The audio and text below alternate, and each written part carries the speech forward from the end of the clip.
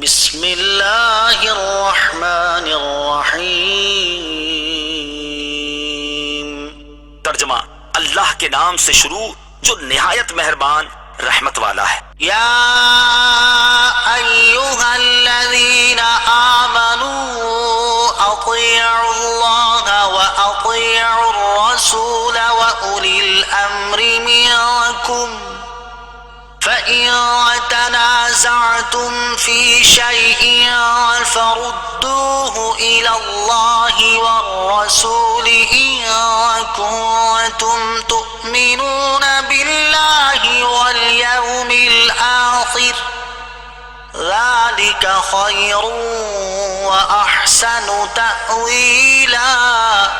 ترجمہ: اے ایمان والو، اللہ کی اطاعت کرو اور رسول کی اطاعت کرو اور ان کی جو تم میں سے حکومت والے ہیں۔ پھر اگر کسی بات میں تمہارا اختلاف ہو جائے تو اگر اللہ اور آخرت کے دن پر ایمان رکھتے ہو تو اس بات کو اللہ اور رسول کی بارگاہ میں پیش کرو، یہ بہتر ہے اور اس کا انجام سب سے اچھا ہے۔ وَأَطِيعُوا الرَّسُولَ، اور رسول کی اطاعت کرو۔ یہاں آیت میں رسول اللہ صلی اللہ تعالی علیہ وسلم کی اطاعت کا حکم دیا گیا ہے، کیونکہ رسول صلی اللہ تعالی علیہ وسلم کی اطاعت اللہ ہی کی اطاعت ہے۔ بخاری شریف کی حدیث حضرت ابو ہریرہ رضی اللہ تعالیٰ عنہ سے روایت ہے، حضور پر نور صلی اللہ تعالی علیہ وآلہ وسلم نے ارشاد فرمایا، جس نے میری اطاعت کی اس نے اللہ عز و جل کی اطاعت کی، اور جس نے میری نافرمانی کی اس نے اللہ عز و جل کی نافرمانی کی۔ رسول اللہ صلی اللہ تعالی علیہ وسلم کی اطاعت کے بعد امیر کی اطاعت کا حکم دیا گیا ہے۔ صحیح بخاری کی سابقہ حدیث میں ہی ہے کہ نبی کریم علیہ الصلوۃ والسلام نے ارشاد فرمایا، جس نے امیر کی اطاعت کی اس نے میری اطاعت کی، اور جس نے امیر کی نافرمانی کی اس نے میری نافرمانی کی۔ نبی کریم علیہ الصلوۃ والسلام کی اطاعت فرض ہے۔ حضور سید المرسلین صلی اللہ تعالی علیہ وآلہ وسلم کی اطاعت و فرما برداری فرض ہے۔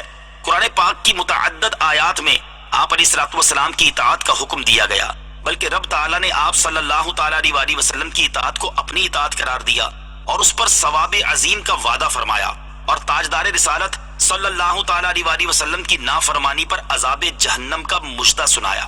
لہٰذا جس کام کا آپ علیہ الصلوۃ والسلام نے حکم فرمایا اسے کرنا، اور جس سے منع فرمایا اس سے رک جانا ضروری ہے۔ اللہ تعالیٰ ارشاد فرماتا ہے، وَمَا آتَاكُمُ الرَّسُولُ فَخُذُوهُ وَمَا نَهَاكُمْ عَنْهُ فَانتَهُوا وَاتَّقُوا اللَّهَ إِنَّ اللَّهَ شَدِيدُ الْعِقَابِ۔ ترجمہ: اور جو کچھ تمہیں رسول عطا فرمائے وہ لو، اور جس سے منع فرمائے اس سے باز رہو، اور اللہ سے ڈرو، بے شک اللہ کا عذاب سخت ہے۔ حضرت ابو موسیٰ اشعری رضی اللہ تعالیٰ عنہ سے روایت ہے، حضور انور صلی اللہ تعالیٰ علیہ وآلہ وسلم نے ارشاد فرمایا، میری اور اس چیز جس کے ساتھ اللہ تعالیٰ نے مجھے بھیجا مثال اس شخص کی سی ہے جو اپنی قوم کے پاس آ کر کہنے لگا، اے میری قوم، میں نے اپنی آنکھوں سے ایک لشکر دیکھا ہے، میں واضح طور پر تمہیں اس سے ڈرا رہا ہوں، اپنی نجات کی راہ تلاش کر لو۔ اب ایک گروہ اس کی بات مان کر مہلت سے فائدہ اٹھاتے ہوئے راتوں رات وہاں سے چلا گیا، وہ تو نجات پا گیا، اور ایک گروہ نے اس کی بات نہ مانی اور وہیں رکا رہا، تو صبح کے وقت لشکر نے ان پر حملہ کر کے انہیں ہلاک کر دیا۔ تو جس نے میری اطاعت کی اور جو میں لایا اس پر عمل پیرا ہوا وہ اس گروہ جیسا ہے جو نجات پا گیا، اور جس نے میری نافرمانی کی اور جو میں لایا اسے جھٹلایا تو وہ اس گروہ کی طرح ہے جو نہ مان کر ہلاکت میں پڑا۔ اس آیت سے ثابت ہوا کہ مسلمان حکمرانوں کی اطاعت کا بھی حکم ہے جب تک وہ حق کے موافق رہیں، اور اگر حق کے خلاف حکم کریں تو ان کی اطاعت نہیں کی جائے گی۔ نیز اس آیت سے معلوم ہوا کہ احکام تین قسم کے ہیں، ایک وہ جو ظاہر کتاب یعنی قرآن سے ثابت ہو، دوسرے وہ جو ظاہر حدیث سے ثابت ہوں، اور تیسرے وہ جو قرآن و حدیث کی طرف قیاس کے ذریعے رجوع کرنے سے معلوم ہوں۔ آیت میں اولی الامر کی اطاعت کا حکم ہے، اس میں امام، امیر، بادشاہ، حاکم، قاضی، علماء سب داخل ہیں۔ أَلَمْ تَرَ إِلَى الَّذِينَ يَزْعُمُونَ أَنَّهُمْ آمَنُوا بِمَا أُنزِلَ إِلَيْكَ وَمَا أُنزِلَ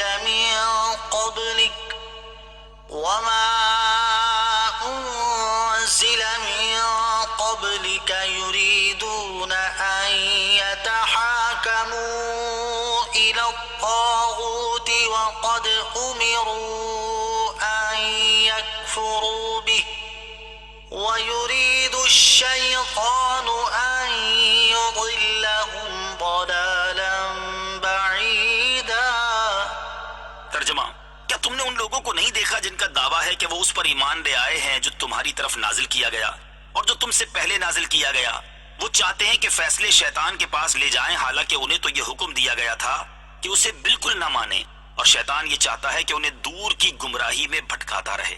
الم تر الی الذین یزعمون انہم آمنوا، کیا تم نے ان لوگوں کو نہیں دیکھا جن کا دعویٰ ہے کہ وہ ایمان لے آئے ہیں؟ شان نزول، بشر نامی ایک منافق کا ایک یہودی سے جھگڑا ہو گیا۔ یہودی نے کہا چلو محمد مصطفیٰ صلی اللہ تعالی علیہ وآلہ وسلم سے فیصلہ کروا لیتے ہیں۔ منافق نے خیال کیا کہ رسول اللہ صلی اللہ تعالی علیہ وسلم تو کسی کی رعایت نہیں کریں گے اور اس سے میرا مطلب حاصل نہ ہوگا، اس لیے اس نے مسلمان ہونے کا دعویٰ کرنے کے باوجود یہ کہا کہ کعب بن اشرف یہودی کو پنچ بناؤ۔ یہاں آیت میں طاغوت سے اس کعب بن اشرف کے پاس فیصلہ لے جانا مراد ہے۔ یہودی جانتا تھا کہ کعب بن اشرف رشوت خور ہے، اس لیے اس نے یہودی ہونے کے باوجود اس کو پنچ تسلیم نہ کیا۔ ناچار منافق کو فیصلے کے لیے سرکار دو عالم صلی اللہ تعالی علیہ وسلم کے حضور آنا پڑا۔ رسول صادق و امین صلی اللہ تعالی علیہ وآلہ وسلم نے جو فیصلہ دیا وہ یہودی کے موافق ہوا اور منافق کے خلاف۔ یہاں سے فیصلہ سننے کے بعد پھر منافق اس یہودی کو مجبور کر کے حضرت عمر رضی اللہ تعالیٰ عنہ کے پاس لے آیا۔ یہودی نے آپ رضی اللہ تعالیٰ عنہ سے عرض کیا کہ میرا اور اس کا معاملہ آپ کے رسول صلی اللہ تعالیٰ علیہ وسلم طے فرما چکے، لیکن یہ حضور علیہ الصلوۃ والسلام کے فیصلے سے راضی نہیں بلکہ آپ سے فیصلہ چاہتا ہے۔ حضرت عمر فاروق رضی اللہ تعالیٰ عنہ نے فرمایا کہ ہاں میں ابھی آ کر اس کا فیصلہ کرتا ہوں۔ یہ فرما کر مکان میں تشریف لے گئے اور تلوار لا کر اس کو قتل کر دیا، اور فرمایا جو اللہ اور اس کے رسول صلی اللہ تعالی علیہ وسلم کے فیصلے سے راضی نہ ہو اس کا میرے پاس یہی فیصلہ ہے۔ اس منافق کے ورثاء حضور اقدس صلی اللہ تعالی علیہ وسلم کی خدمت میں آئے، لیکن ان آیات میں حضرت عمر رضی اللہ تعالیٰ عنہ کی تائید نازل ہو گئی تھی، لہذا ورثاء کے مطالبے کو مسترد کر دیا گیا۔